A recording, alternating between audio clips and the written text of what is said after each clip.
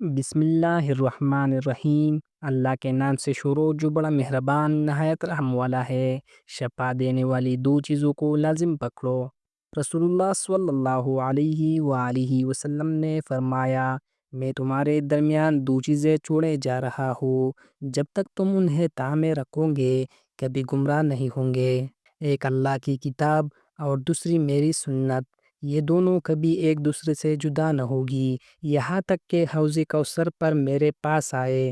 اور قرآن میں اللہ تعالیٰ فرماتا ہے، اور ہم قرآن میں وہ چیز نازل کرتے ہیں جو مومنوں کے لیے شفا اور رحمت ہے۔ سورۃ بنی اسرائیل آیت نمبر 82۔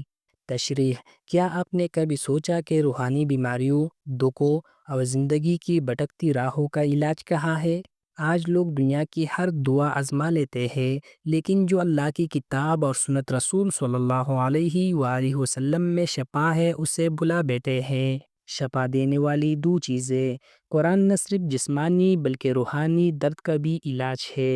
سنت نبوی صلی اللہ علیہ وآلہ وسلم، نجات کا اصل راستہ اور عملی علاج۔ یہ دو شفا دینے والے خزانے اگر ہم نے لازم پکڑ لیے تو نہ صرف دل کا سکون ملے گا بلکہ گمراہی سے بھی بچا جا سکے گا۔